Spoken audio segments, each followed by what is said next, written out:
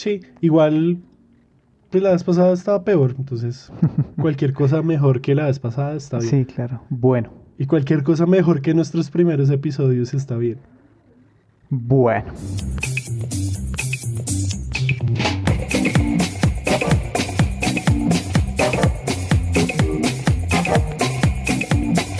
Hola tarolas y bienvenidos a Random Access History, el podcast que les habla de problemas, angustias y preguntas de la historia en relación con la tecnología, los videojuegos, el mundo digital y en general la cultura pop. Como siempre estamos Elvis arroba Elvis con Z rojas. y José arroba JoseGeek LML. También estamos en Facebook, Twitter e Instagram como arroba podcast RAH y nos pueden escuchar en todas las aplicaciones de podcast. En este segundo episodio de cuarentena vamos a hablar de un tema más chimbita y un poco más light, los Simpson. Específicamente analizaremos el episodio Lisa la iconoclasta.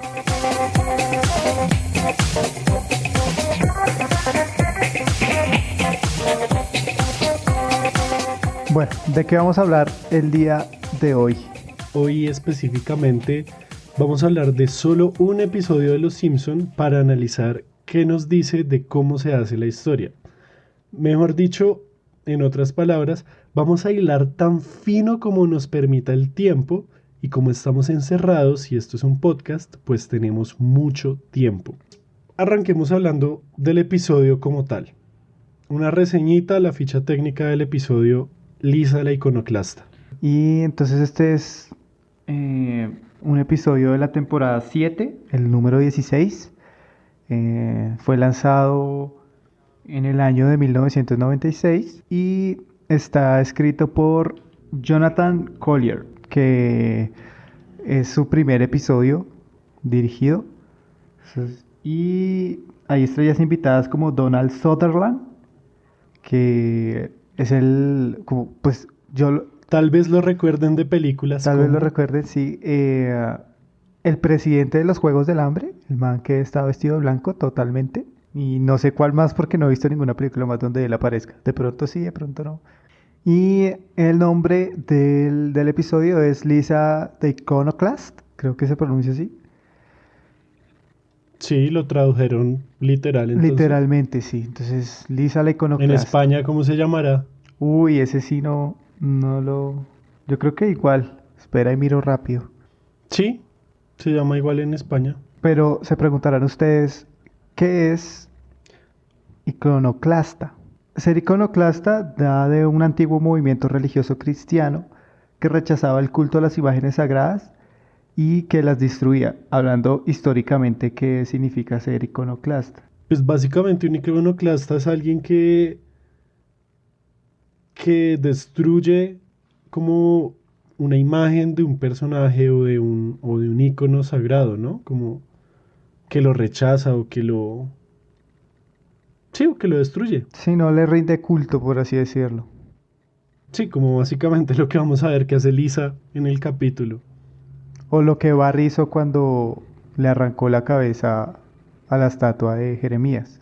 Yo tengo aquí como dos curiosidades sobre el episodio. Una que me pareció muy chimba y es que Jeremías Springfield muere de disentería, o sea, dysentery, que es Ujú. como la clásica enfermedad por la que uno siempre se muere y pierde en el juego The Oregon Trail, que pues es un juego muy viejo en el cual uno es un colono buscando ir al oeste, que es básicamente el contexto de Jeremías Springfield. Me parece muy, muy chistoso eso. Y eso nos da una pista de dónde supuestamente puede residir la ciudad de Springfield. Ah, sí, claro, porque supone que eso es un misterio. Pero pues todo el mundo sabe que queda en el Midwest norteamericano, como en esos estados No, y está bien pensado del centro. de que él muera de esa enfermedad, ¿no? Y el otro dato curioso que tengo, pues en español no sé si se use mucho, pero en inglés decir lengua de plata, o sea, silver tongue, sí es, y ahí lo mencionan muy por encima, pero tal vez por la traducción se pierde, sí es como un decir, un dicho para alguien que sabe hablar muy bien, que es un muy buen orador. Entonces hay ese juego con la lengua de plata y que le dijeran a Jeremías que tenía lengua de plata, es como eso. Me pareció curioso eso porque no sé realmente si en español se use o no. Y que eran adjetivos de la época, ¿no? Sí, o sea, hoy en día casi no se usa, o sea, usted no nos dicen a nosotros los lengua de plata por hablar bien en un podcast, aunque pues no creo que hablemos muy bien aquí, pero pues, Lo que vamos a hacer es que vamos a ir narrando más o menos el episodio. La idea es que ustedes vean el episodio y luego escuchen el podcast. pero pues seguramente todo el mundo ya se lo vio, o sea, son ese tipo de episodios que uno al menos se ha visto una vez Sí, y ya con eso uno se debe acordar, entonces, iniciemos. bueno, a mí me gusta mucho cómo comienza el capítulo, porque ahí ya uno va entendiendo qué tipo de crítica quieren hacer desde el capítulo y es, comienza con ese documental, o ni siquiera documental, como Es una película de película, weón. mierda, Sí, sí, es una pero una película de mierda. película de mierda, de esas Haga que de a uno cu- le ponían en el colegio, pero mal hecho, o sea, vieja, vieja, vieja como ella sola, protagonizada por nada más y nada menos que por Troy McClure haciendo de Jeremías Springfield. el George Clooney de Los Simpson. Sí, me pareció muy chévere que el man no dijera, porque no podía decirlo porque estaba en personaje, soy Troy McClure, tal vez se acuerden de mí por películas como esta y esta. Sí, Y es un documental hecho mal, o sea, con los efectos mal y todo eso mal, y que presenta la historia de Hierro, la historia clásica del personaje. Y ahí arranca el capítulo. de hecho, a mí también me gustó mucho esa película porque es mejor que la de Simón Bolívar, animada que hicieron de acá de mierda. Prefiero verme esa película 1000 veces, marica. ¿Prefieres verte la de los Simpson? Uf, totalmente. Pues la de Jedediah, la de Jeremías Springfield. Sí, Es mejor que esa, la de Bolívar y el y eso viaje de que la los de maricas. Bueno, en Bolívar fin. es de muchos años después, porque luego ahí dicen Sí. que esa película, y ahí hay otro chiste bueno, luego ahí dicen que esa película la hicieron para el bicentenario más o menos Sí, de Estados Unidos, que fue en 1976. Y ahí hacen el chiste con este amigo de Jimbo y de Nelson, que el man estaba en el colegio en ese entonces y el man sale afeitándose. sí. Y es como Skinner le dice como, ah, sí, ¿tú te acuerdas? Y el man como, ah, sí. Sí, eso nos inspiró y no sé qué vaina, sí. Y A eso da mí, pie para que lo- le pongan la tarea a Lisa, ¿no? Ujú, sí, es como la excusa perfecta y es buena, es válida, ¿no? Se acerca una fecha importante y tenemos que escribir un ensayo sobre esto. A mí lo que además de los efectos y la calidad y la actuación de Troy McClure, me, me gustó mucho el motivo por el cual los colonos se desplazan o siguen a Jeremías. Y es que malinterpretaron un pasaje de la Biblia. Ah, sí. Es que puta. Sí. Es muy Es un chistoso detalle muy como... chiquito, pero a mí también me dio risa cuando lo volví a ver. Sí, entonces ese pequeño guiño me parece muy, muy chistoso porque no eran las condiciones sociales, ni la búsqueda de nuevos terrenos, nada, sino simplemente la malinterpretación de un pasaje de la Biblia. Sí, entonces eso nos lleva a que ahora es el bicentenario de la fundación de Springfield.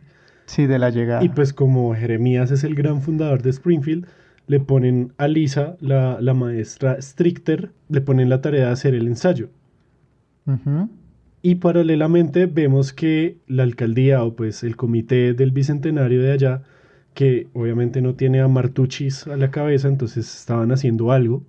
Y no hay como historiadores o académicos, sino está como el alcalde, el jefe de policía. Ese comité son como los poderes locales de la comunidad, ¿no? Como el poder político es el Sí, alcalde, el poder religioso está en en Alegría. el Está Reverendo Alegría. el jefe Gorgory, que es un maldito imbécil, pero pues está ahí porque es el jefe de policía.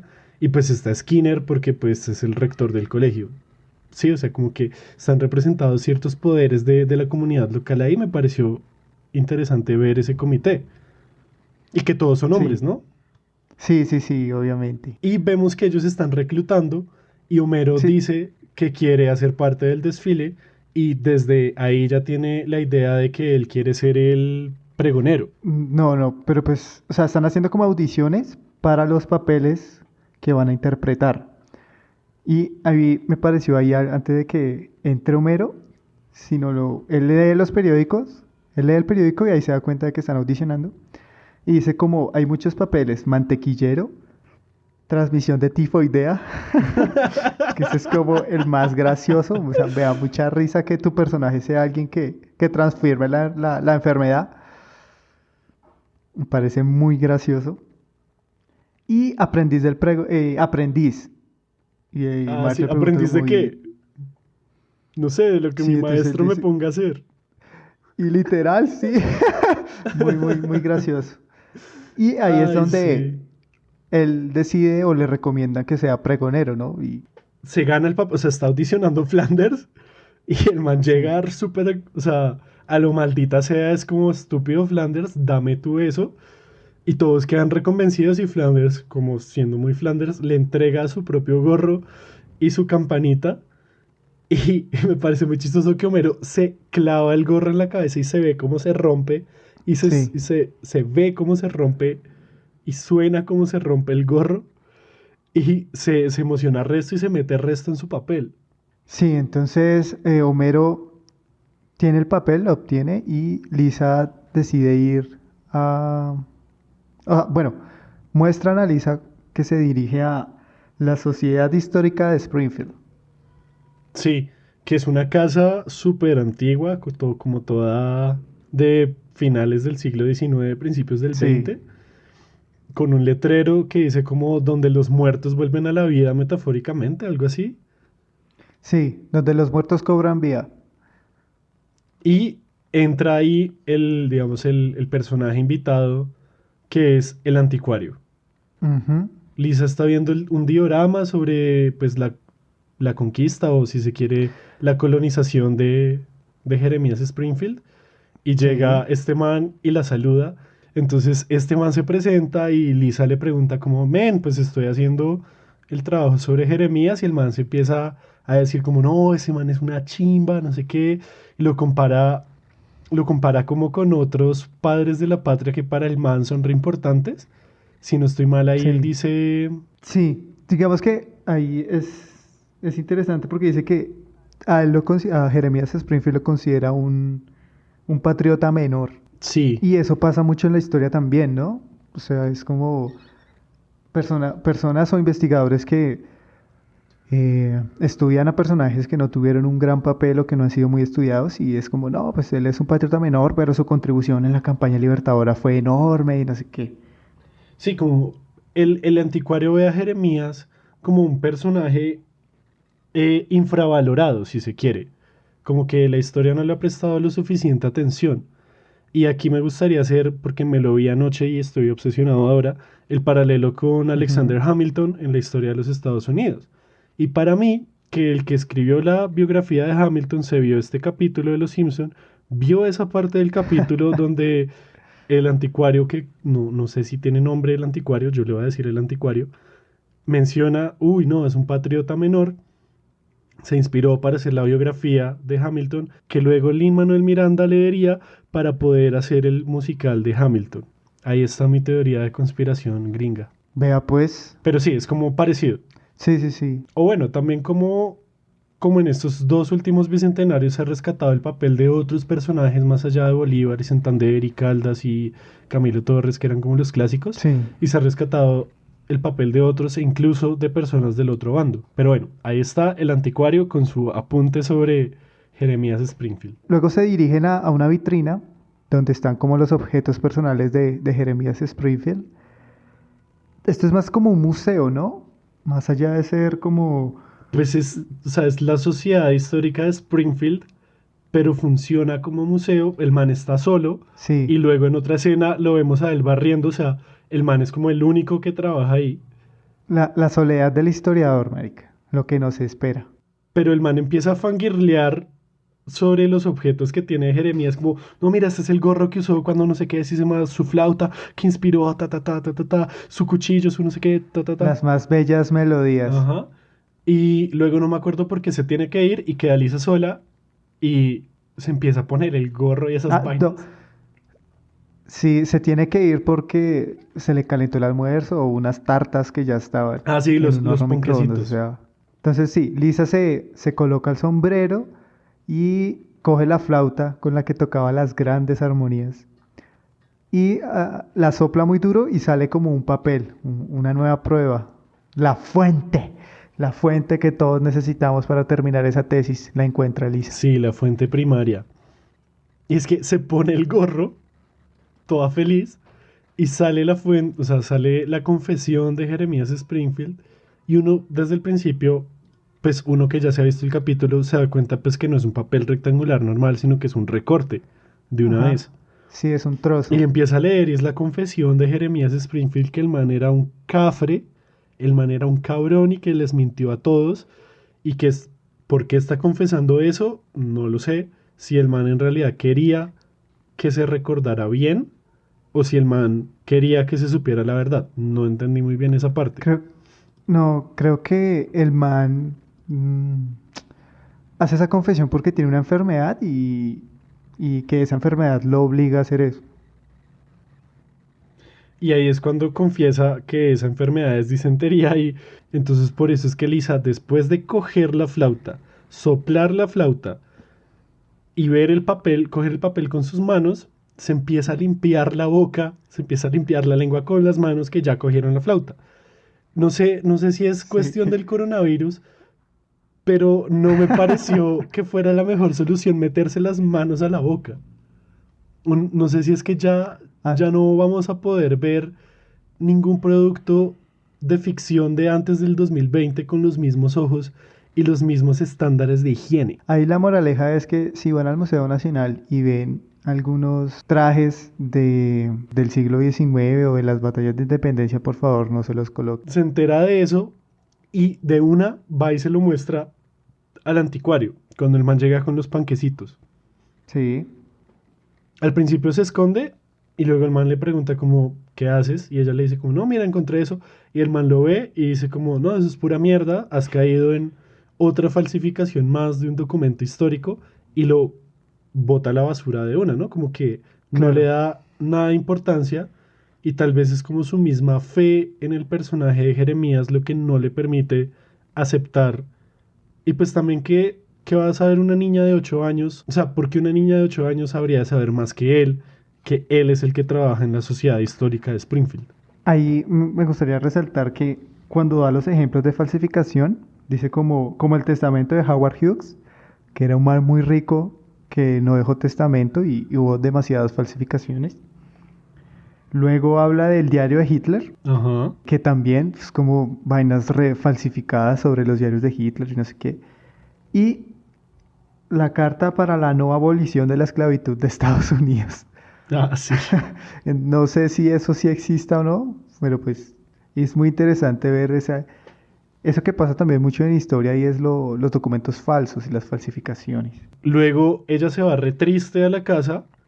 Ahí Homero ya tiene el papel de pregonero y se pone a estudiar en los libros, ¿no? Sí, se pone como a investigar, como a una evidencia tan contundente, empieza a hacer como una investigación empírica y Y a mí me encuentra parece datos. súper bacano. Sí, eso es a lo que yo iba, como que ella o sea, tiene llamémoslo a esa parte de la investigación como la sospecha o la pregunta de investigación. Sí. ¿Fue Jeremías Springfield quien en realidad afirmaban que era? Ujú. Y tiene la primera pista que es que había un pirata y consigue de alguna forma en dos libros diferentes una foto de Jeremías y una La foto del misma, pirata sí, en el mismo y ángulo, muy son de buenas, marica. exactamente la misma persona y se la muestra a Bart, a Marge y a Homero y el único que le cree y que la va a apoyar es Homero. O sea, y es chistoso porque vaya uno a hacer eso en la investigación y te va a tomar años de que encuentres un documento que sea contraste con lo que estás investigando. Eso no pasa, man. O sea, Lisa tuvo un golpe de suerte tan grande Suerte de como, principiante. tan grande como ganarse el baloto. Sí, como ganarse el baloto en el primer intento y poniendo los números 1, 2, 3, 4, 5. Sí, el número de tu cédula, María. Sí. esa parte me pareció súper chévere que ahí pues, o sea, se demuestra lo pila que es Lisa para hacer sus vainas y de una encuentra la evidencia y me gusta mucho el flashback que tienen a la explicación del pirata y es cuando a George Washington le están haciendo su cuadro y entra el pirata por la Sí. ventana y se empieza a dar en la jeta con George Washington, lo empieza a atracar y es como yo tengo una lengua de plata y George Washington coge con sus dientes de madera y le da en la jeta Sí. y el man termina huyendo. Me parece genial, sobre todo por la escena que viene después con los fantasmas. No, no solo esa, en esa pelea también, de que explica por qué se rasga la pintura y con lo de la bandera, que dice como no encontré Ah, sí. tréboles, ni estrellas, ni no sé qué más, y pues solo le puse estrellas, él dice como, ah, se la rapa y pero igual no le va a pagar por ella. Sí.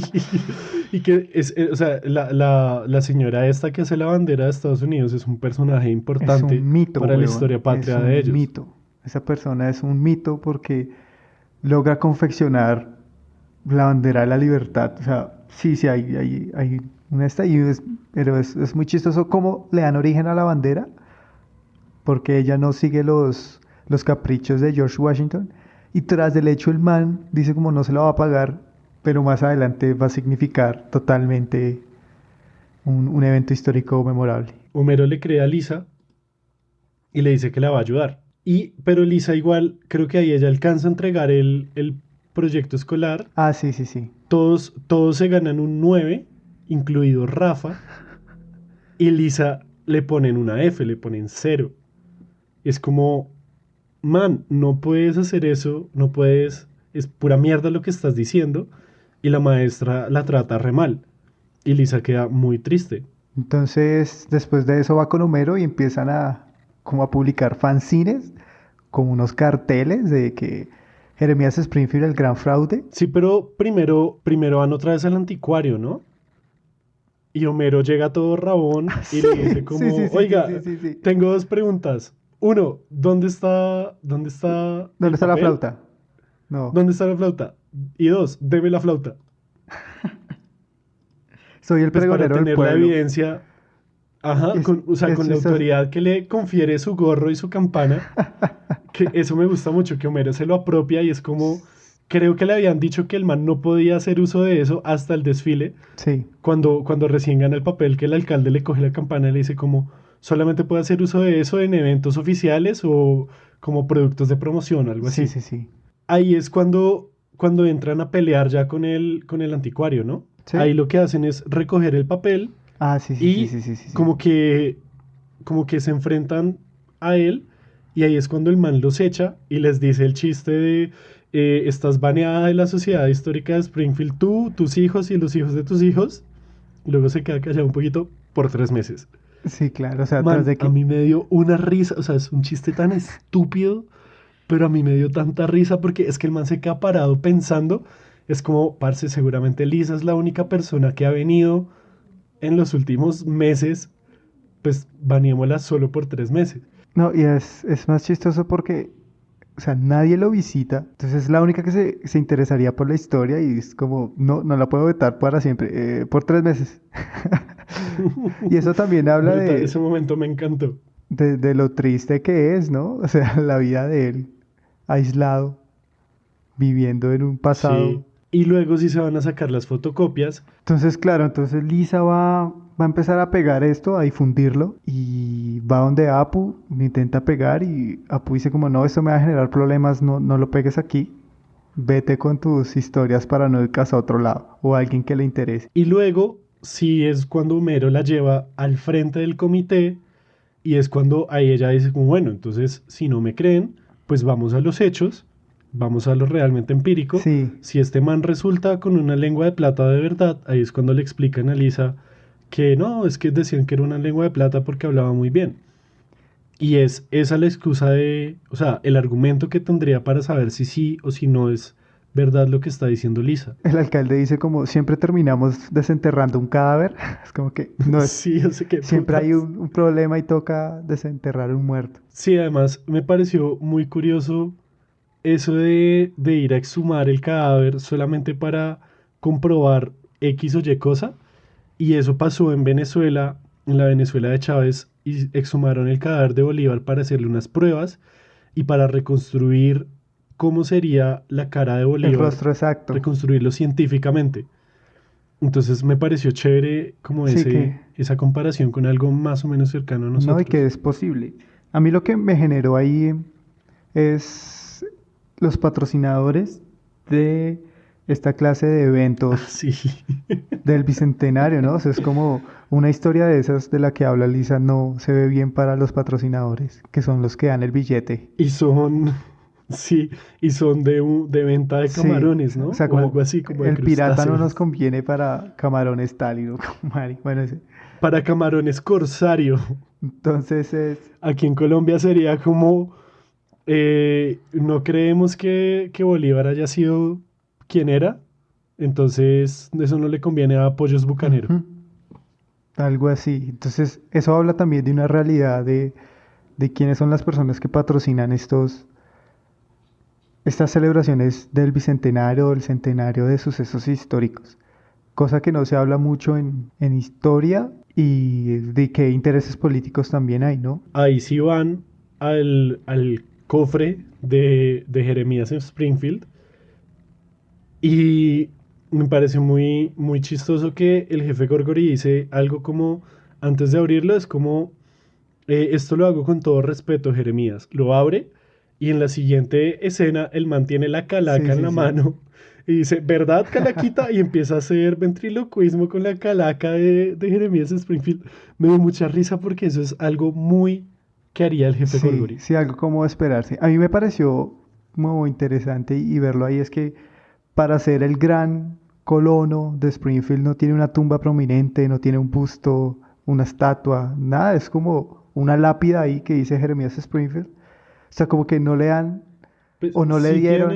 sí tiene monumentos, pero no tiene monumentos en la tumba. Y pues obviamente no aparece la lengua de Ujú. plata. Luego vamos a enterarnos que fue el puto anticuario solamente para que no lo desmintieran a él y no le bajaran el mito de su personaje. Se llevó la lengua de plata. Luego Lisa se va muy triste a dormir y ahí es cuando pasa lo de el sueño o lo no sabemos si es real o no, que entra Jeremías Springfield a decirle como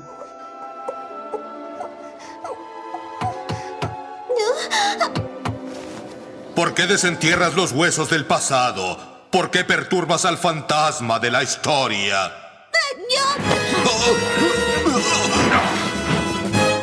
General Washington. sí, uff, brutal.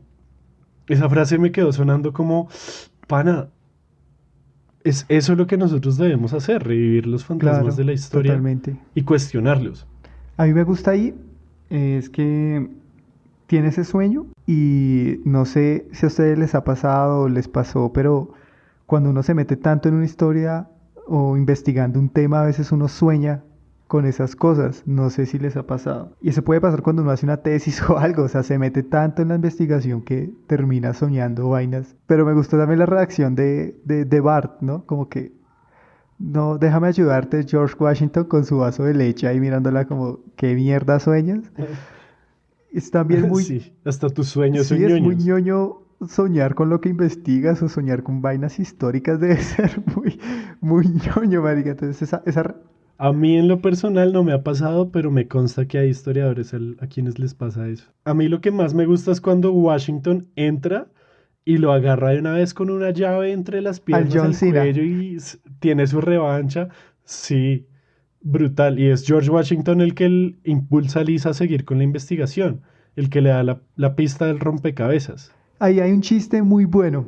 Y es que dice que ella tiene que descifrar la verdad como ellos se deshicieron de los débiles y que a ellos los débiles les decían kentuckianos. Entonces Ajá. aquí, si uno sueña con Bolívar, Bolívar decía como nos deshicimos de aquellas personas débiles, que en este caso serían los pastusos. Sí, solo por ser realistas. Pero muy bueno ese chiste, finísimo. Luego Lisa va de nuevo a confrontar al anticuario, le dice al man que eso hace parte, o sea, que el documento es auténtico porque hace parte del mismo cuadro de Washington que tienen ahí en la Sociedad Histórica de Springfield. Mirando las expresiones faciales del anticuario, se da cuenta que el man se robó la lengua y que la tiene en el diorama. Y es cuando sale la icónica lengua vestida de vaquero. que es lo que yo más recuerdo del capítulo. Pero, Siempre. ¿sabe a mí qué me hace ver esa cara que él hace? Es que él ya sabía, o sea, él ya se había encontrado con ese documento, pero lo dejó a un lado como, no es importante y nadie lo va a descubrir. Yo soy el que protege este espacio y ya. Entonces, cuando Lisa comprueba que eso que él leyó si es real, pues obviamente se preocupa y se altera. Y además, como él describe la lengua, ¿no? Como cuando abrieron el cuerpo, estaba esa lengua ahí arruinando toda mi carrera, todos mis años de investigación, todo lo que hice. Tenía que robarla. Y pues se la roba y luego accede a ayudarle a Lisa a contar la verdad. Y aquí es uno de los momentos más, pues ya hacia el final del capítulo que él va y dice como, hey, esta niña tiene algo que decirles, me gusta que el man no le robe la palabra a Lisa, sino que la deje hablar por ella misma. Y ahí es cuando Lisa ve a todo el mundo tan feliz, celebrando, ahí sí celebrando y conmemorando a este personaje histórico que les da identidad como Springfieldianos. Es que es mucho. Hay mucho que perder. Y ve, o sea, me gusta que vea diferentes edades, ¿no? Como que ve la comparsa del colegio, ve a los abuelitos, bueno, a los ancianos, y todos están felices, y la misma señora esta le dice como, ven, si vas a decir algo de Springfield, pues tiene que ser bueno, dilo. Y pues ahí es cuando se arrepiente y no dice nada, y que el alcalde está con el francotirador muy listo para chistoso, matarla por si llega a decir algo malo, y que al final sí le disparan, pero pues se lo esquiva porque ya no está ahí. Sí, no, muy chistoso esa parte. Y entonces ella se arrepiente de decir y dice que él fue grande. El capítulo termina con Homero retomando, después del fiasco de Lisa con la lengua, pues a él le habían quitado su carácter, su personaje de pregonero. Me parece chistoso que le piden que devuelva las cosas, el man devuelve la campana y va a devolver el gorro. Es como, no, men, lávalo primero y luego sí devuélvelo. Entonces está Flanders guiando la comparsa como pregonero y Homero se para todo rabón al lado y lo empuja, lo quita y empieza a decir, Ese no es el y el pregonero momento más oficial, lindo es cuando policía. coge a Lisa, la alza y deja que ella use la campana, como significando pues todo lo que hicieron ellos dos, porque es un capítulo de solo ellos dos. Sí. Y además el capítulo termina con una canción de Jedediah Springfield. Ese nombre me parece muy chimba, weón. Jedediah. Jebediah.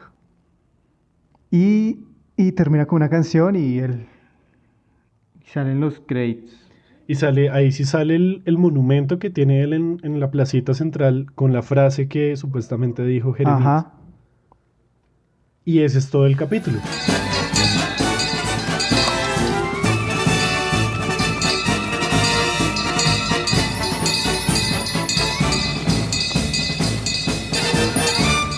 Ahora vamos a pasar al análisis histocrítico gráfico de qué nos dice este episodio sobre cómo se construye la Sí. historia. Y comenzamos con ese personaje del anticuario, ¿no? Porque el man no es precisamente Sí. un historiador. ¿Tú cómo lo viste? Sí, no, o sea, yo digamos que vi esa pelea entre el historiador y el anticuario. ¿Qué es un anticuario? ¿Qué hace un anticuario? Entonces diríamos que un anticuario es una persona aficionada a la historia o que ha leído mucho sobre historia, que escribe incluso historia, Pero no sigue el método historiográfico que practican los historiadores.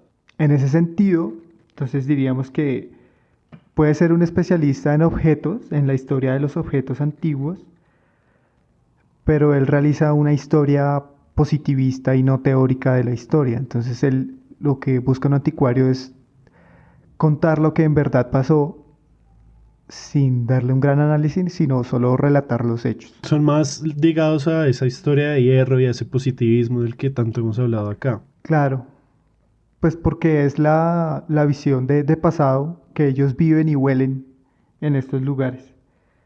Ahora, ese es un tipo de anticuario que es el que asociaríamos a este capítulo de Los Simpsons. Pero también existen los anticuarios como lugares de espacio donde se comercializan objetos del pasado. Sí, como más ligados hacia coleccionistas, como los que generalmente Ujú. salen en el precio de la historia, pues. Y eso precisamente es lo que nos hace pensar en el tipo de museo que es esa sociedad histórica de Springfield, ¿no? Como es un museo muy decimonónico de colecciones de piezas importantes, en este caso que le rinden homenaje a un solo personaje, que pues, por lo que pudimos ver, pues sí es una casa, pero es una casa poco visitada. Entonces sí, es como un museo que muestra esa historia de hierro a la que hace parte ese anticuario. Sí, sí, es como para hacernos una idea, antes de todas estas remodelaciones, tanto del guión como estructurales del Museo Nacional, cuando uno entraba a la parte de historia del museo, que era todo en vitrinas y con cordeles, que uno leía como la pequeña información en la plantillita o en el cuadrito y veías y te ibas así. A diferencia de que en el museo que muestran ahí, de la Sociedad Histórica de Springfield, hay dioramas, que eso aquí en Colombia no, Yo no lo he visto pues yo mucho, no he visto. yo tampoco Vi- lo he visto.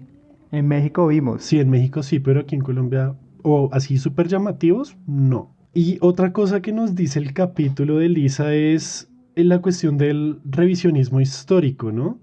Yo la verdad no sé, yo no aprendí mucho de qué era eso, pero pues yo tengo entendido que es como ir a un lugar común del pasado, como un suceso o un personaje, y a partir de nuevas fuentes o de nuevas interpretaciones, reinterpretarlo. Es como yo lo entiendo. Aunque creo, y tú me dirás si estoy bien o si estoy mal, hay un revisionismo histórico que es más como negacionista de los objetos, de los sucesos. Sí, sí, sí, sí, que siempre pone en duda. En este caso, por ejemplo, creo que hay uno súper tóxico que viene siendo sobre el holocausto, que hay gente que hace revisionismo del holocausto diciendo que en realidad no pasó. Es como, men, ¿quién putas puede negar el holocausto? Pero hay gente que lo niega. Como hay gente que niega el conflicto armado en Colombia. Eso sucede cuando estamos en una época de la posverdad, ¿no? Sí, Cosas como que María Fernanda Cabal hable de que no existió la masacre de las que bananeras. es un mito comunista. Ajá, toda esta serie de ideas también deslegitiman el poder del pasado. Y digamos que lo que hace Lisa es poner en tela de juicio los sucesos del pasado al encontrarse una nueva fuente que ella toma por verdadera sin hacerle análisis. Pero después le hace el análisis. Y a eso es a lo que yo Claro, veía. y es El ahí tipo de donde... revisionismo que está haciendo Ajá. Lisa, que igual o sea, no lo termina de hacer, es algo saludable, que es reinterpretar esos personajes que para nosotros son icónicos, que son parte del mito nacional a partir de nuevas fuentes o de nuevas teorías o de nuevas perspectivas. Súper chévere y eso me lleva al último punto y es cómo se enseña y cómo se construye ese mito nacional, en este caso ese mito de un héroe local a la gente y qué tan importante es, ¿no? Porque desde el documental o la película de Troy McClure, que es malo, es viejo, pero se nota que es un clásico, o sea, se nota que eso lo ven todos los 4 de julio, todas las fechas que conmemoran la fundación de Springfield, y cuando Lisa lo critica sin tener pruebas tan contundentes, pues le va mal, igual que cuando critican al líder.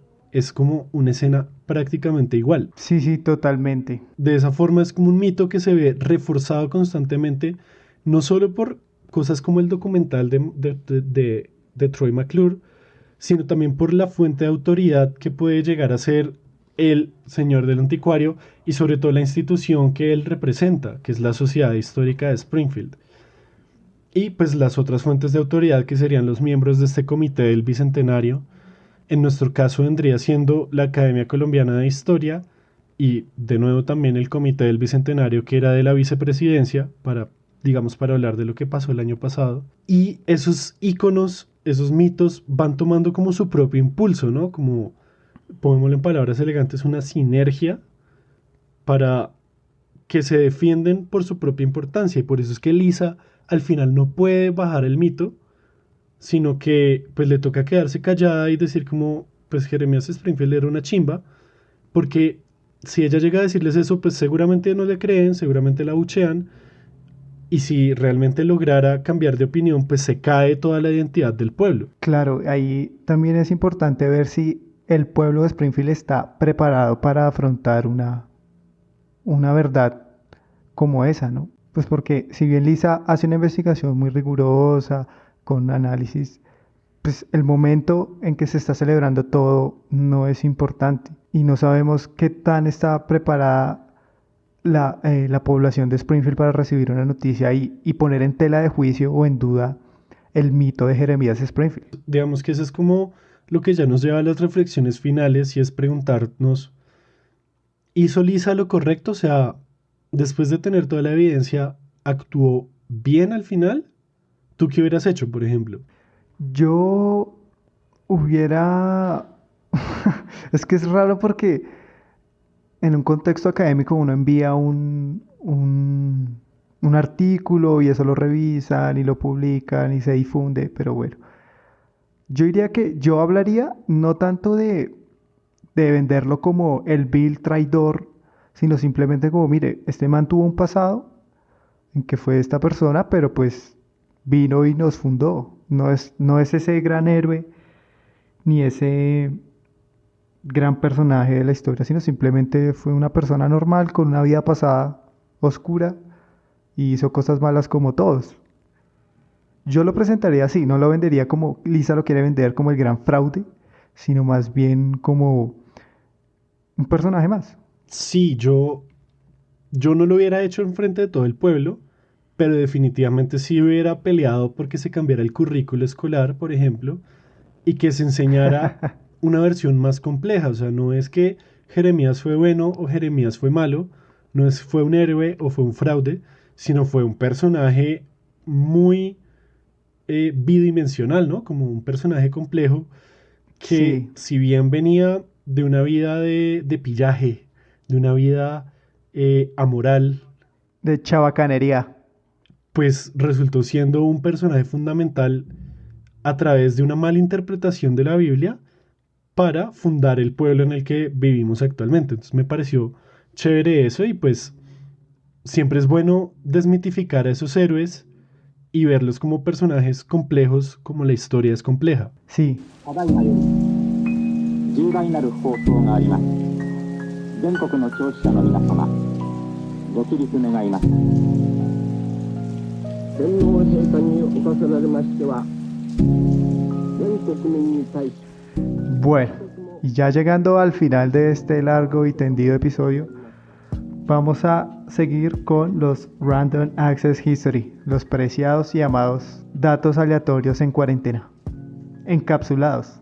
En cuarentenados. Entonces, señor el bisonte, por el bisonte que doma Jeremías Springfield, Solo lo mató. ¿qué dato random es hoy? Bueno, yo les traigo la historia de una pintura que el artista Silvano Cuéllar hace en 1938 y se llama La Alegoría de la Nación. Esta es una pintura de óleo sobre lienzo de 82 centímetros por 101 centímetros. Este cuadro está en el Museo Nacional, ahí lo pueden ir a visitar. Hablando del Museo Nacional, Hablando del Museo Nacional, entonces este es un cuadro que intenta plasmar en una sola imagen la nación colombiana de aquella época, es decir, de hasta 1938. Entonces él reúne un grupo heterogéneo de personajes de la historia de Colombia. Entonces desde la época prehispánica hasta la República Liberal de Olaya Herrera. Entonces ahí encontramos personajes más representativos porque eran inteligentes, la gran oligarquía, los personajes, los científicos y militares más importantes del país. Entonces él logra consolidar una visión positivista de la nación en este cuadro. Entonces Bolívar sale en el centro junto a Santander en un escritorio y a partir de ese centro se empiezan a aparecer personajes de la historia de Colombia, monumentos, figuras representativas. ¿Cuál es el dato random aquí? hasta ahí vamos como en el contexto. Ahora sí viene el verdadero dato random. Les estoy mostrando qué es la pintura, de qué va. Entonces el Museo Nacional lo presenta como una pintura que representa a la nación, o sea, es una legitimidad institucional. Y ellos dicen que esta pintura desde distintos puntos de vista Es una obra que tiene una finalidad determinada, que es mostrar la nación que había en ese momento y que está inscrita en un pasado inminente, o sea, es decir, la República Liberal de Olaya Herrera. Sin embargo, cuando uno entra a analizar de dónde obtuvieron esta pintura, hay un bache enorme que ellos no responden. Y es que, según ellos, la pintura fue donada por la Fundación para la Restauración y la Conservación del Patrimonio Nacional del Banco de la República en el 94. ¿Esta fundación de dónde obtiene la pintura? De un anticuario que se llama La Candelaria. Significa que de 1938 es cuando es hecha esta pintura. El Estado la consigue hasta el 94 y la pueden mostrar en el Museo Nacional a partir de esa fecha. O sea que hay casi 50 años en los que no se sabe dónde estaba la pintura, ni quién la tenía, ni por qué la pintó, nada. Sospechoso eso, ¿no? Sí, es muy extraño. Entonces esto nos indica de que si fuera sido una obra institucional o mandada a hacer por la presidencia, ellos ya lo hubieran tenido a partir del momento en que se creó, ¿no? Tendría lógica, sí. Nos da a entender de que esto fue un trabajo particular, lo cual debe tener un tinte ideológico. O sea, las personas que, si fue un trabajo mandado a hacer, él tuvo que saber cuáles eran las posiciones ideológicas del personaje que le estaba pintando. Porque si bien está formado por la crema innata científica y política del país, eso no nos da lo que significa la nación, sino nos da la visión del personaje a la cual mandó a hacer la pintura y del mismo autor. Ok, sí. Entonces, presentarla como un icono cuando no lo es conlleva muchos problemas. Ese es mi dato random, la historia de la pintura que se asume como, al igual que Jeremías, como un icono, pero que tiene un pasado muy turbio y que no se sabe por qué la hicieron. Ahora, no solo eso, sino la muerte del man, del pintor, también es muy extraña. ¿Por qué? Porque él estaba en su casa y el man le pegan un tiro, un militar, pero no se sabe por qué termina así. Como, Qué visaje. no, pues lo mataron ya. Eso Entonces, me es muy suena a atorrando. que se puede sacar una buena película de Nicolas Cage de todo eso. No sé tú, pero a mí me suena a eso. En que el que ve 60 minutos hacia el pasado, qué putas. No, en que tal vez hay algo Les- escondido en ese cuadro y por eso lo mandaron a matar para que no revelara el secreto y por eso estuvo tanto tiempo desaparecido el cuadro y tal vez el que están exhibiendo no es el original que tiene el secreto, sino el original está en las bóvedas del Banco de la República junto a la espada de Bolívar, de la cual ya habíamos hablado, pero de la cual voy a hablar yo hoy de nuevo. Bueno, José, ¿y tú qué nos trajiste para esta cuarentena larga y tendida? Pues digamos que siguiendo el tema más o menos pues de lo que hablamos hoy con Lisa, la iconoclasta, pues yo quiero traer como unos nuevos significados que se le dio a la espada de Bolívar. Tú nos habías hablado del robo de la espada por el M-19 y cuando hacen ese robo, de una vez le dan un nuevo significado tanto a Bolívar como a la espada, cuando dicen que Bolívar, tu espada vuelve a la lucha de Bolívar continúa, Bolívar no ha muerto, su espada rompe las telarañas del museo y se lanza a los combates del presente. Ahí entra, ya es una nueva significación para la espada de Bolívar.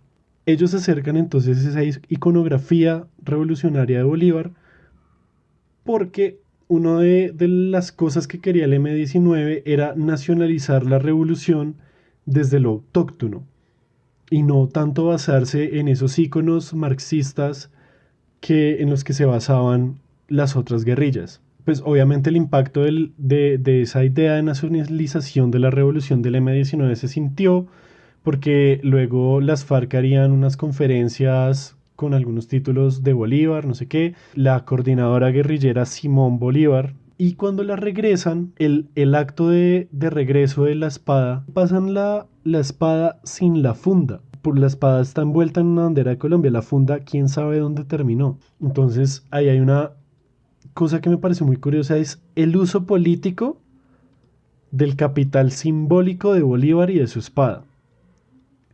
Entonces, teniendo ese contexto del M-19 en los 70s, 80s y 90s, nos vamos a ir a la Venezuela de Chávez, donde el culto de Bolívar, si bien ya era de larga data, porque pues recuerda que Bolívar murió aquí en Nueva Granada, pero en 1842 trasladan el cadáver a Venezuela y más o menos desde el centenario de nacimiento de Bolívar ya se le rendía un culto muy popular a ese personaje en Venezuela.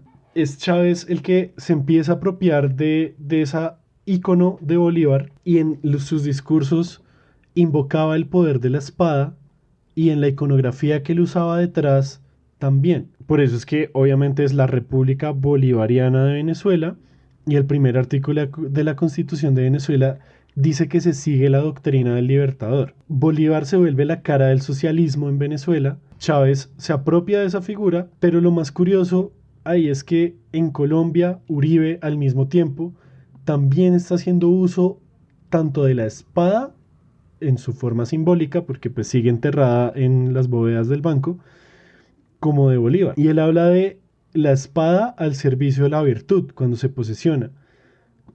Y asocia la figura de Bolívar a, digamos, a su discurso de orden y de autoridad.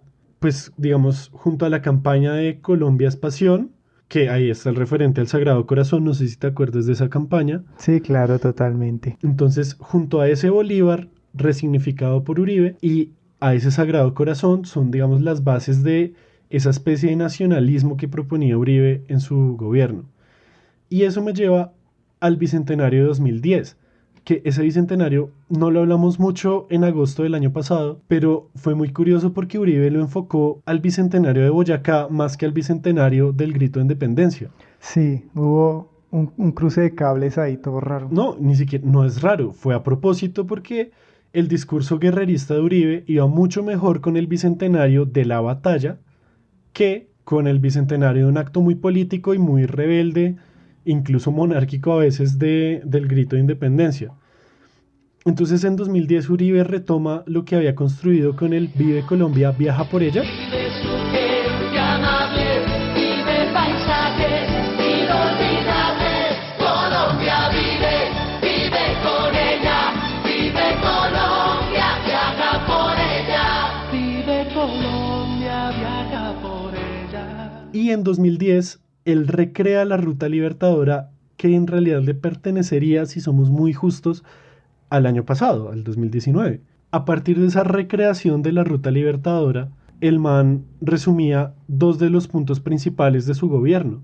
Uno, que era el control territorial de las carreteras, y dos, que era el fomento del turismo gracias a ello, lo de la campaña de Vive Colombia, viaja por ella.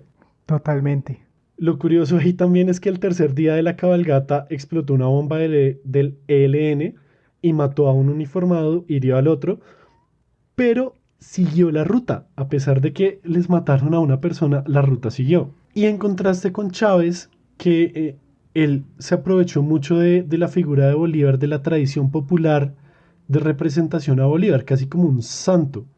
En las casas de Venezuela se tenía, o se tiene, no sé, figuras de santos populares o de figuras de culto popular como, sabrás tú, el mismísimo José Gregorio, y también se tenía Bolívar. Y a mí, realmente por lo que vine a traer este dato random, fue por el juego que usó Chávez con la espada en su diplomacia.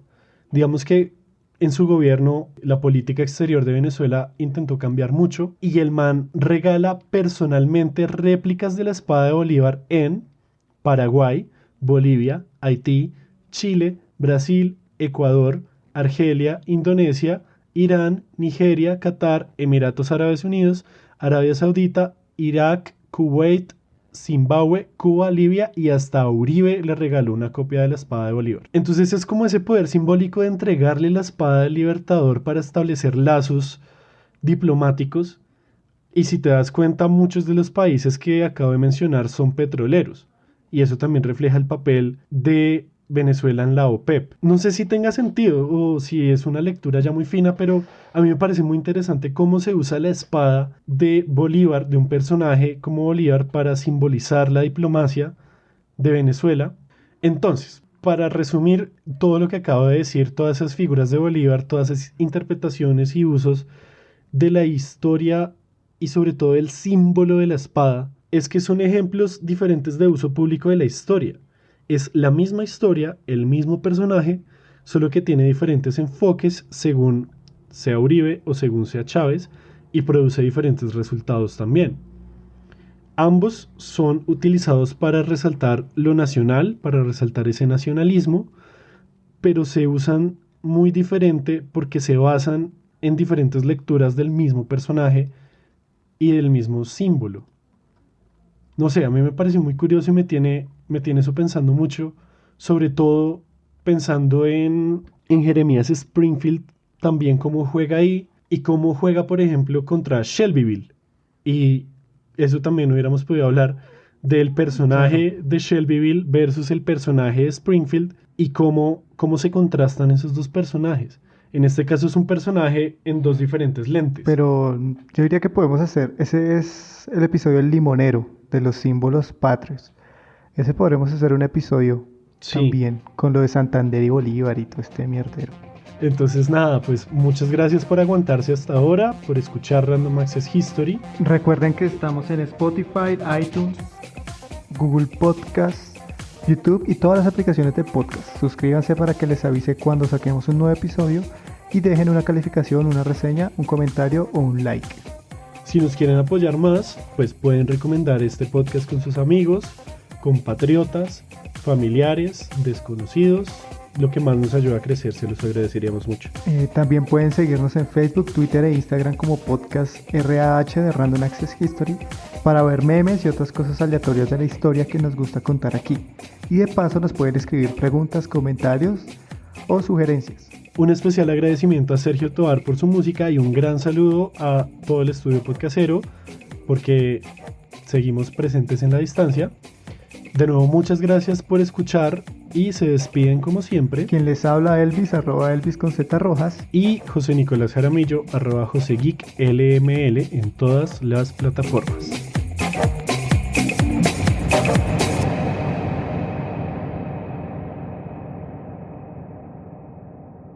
Goodbye.